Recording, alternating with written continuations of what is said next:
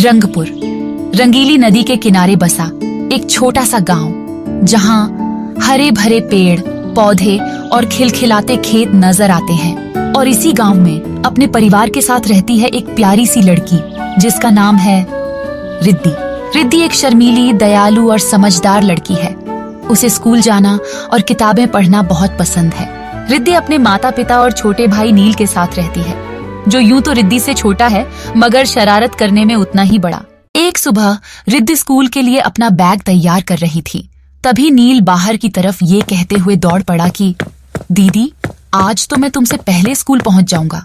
तभी माँ ने कहा, नील शरारत मत करना और रिद्धि अपने भाई को ठीक से स्कूल ले जाना। तब रिद्धि ने कहा, जी माँ, मैं संभाल लूंगी। और दोनों भाई बहन हंसते खेलते गांव की पगडंडी से होते हुए स्कूल की तरफ चल पड़े।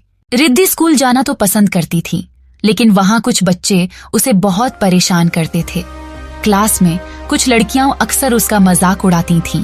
वो लड़कियां रिद्धि को चिढ़ाते हुए कहती कि देखो इसे, हमेशा किताबों में घुसी रहती है, इसे लगता है कि पढ़ाई से ये हम सबसे खास बन जाएगी। यूं तो रिद्धि कभी उन पर ध्यान नहीं देती थी, लेकिन यह सब सुनकर उसे बहुत बुरा लगता था। लंच ब्रेक में उसके छोटे भाई नील को भी कुछ बड़े लड़के परेशान कर रहे थे। रिद्धि ने दूर से ये सब देखा, लेकिन वो कुछ न कर पाई, क्योंकि वो खुद को बाकियों से बहुत कमजोर समझती थी। एक शनिवार रिद्धि स्कूल से अकेले लौट रही थी, क्योंकि उस दिन नील के क्लासेस नहीं होते। रिद्धि पार्क के रास्ते अकेले ही घर जा रही थी। वो खोई खोई सी और निराश होकर चल रही थी कि तभी उसकी नजर एक पुराने लकड़ी के डिब्बे पर पड़ी, जो एक बड़े पेड़ के नीचे दबा हुआ था।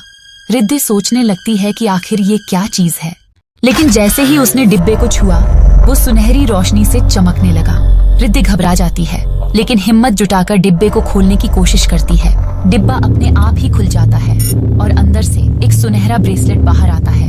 डरी हुई लेकिन उत्सुक रिद्धि उस चमकते हुए ब्रेसलेट को छू लेती है, और उसके ऐसा करते ही वो ब्रेसलेट रिद्धि की कलाई पर खुद ब खुद बंध जाता है।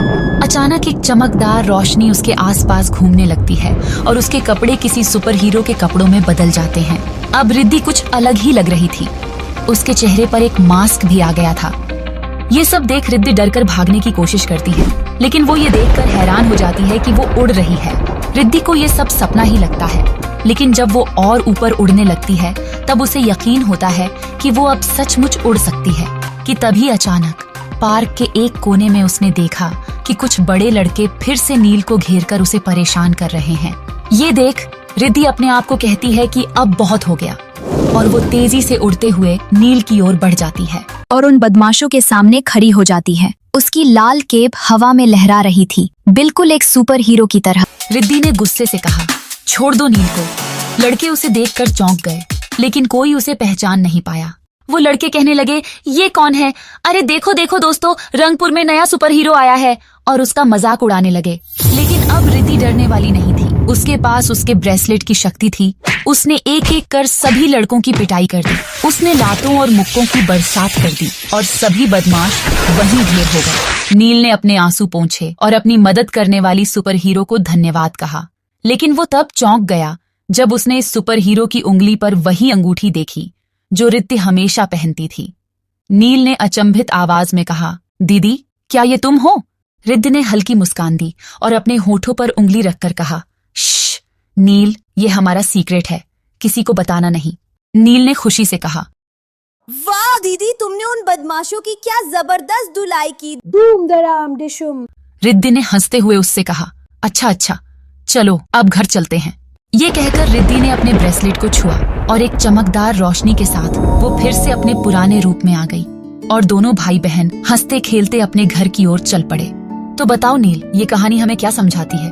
दीदी, ये हमें बताती है कि हमें कभी भी खुद को कमजोर नहीं समझना चाहिए। ये थी रंगपुर की रिद्धि की कहानी। अगर कहानी पसंद आई हो तो वीडियो को लाइक जरूर करना।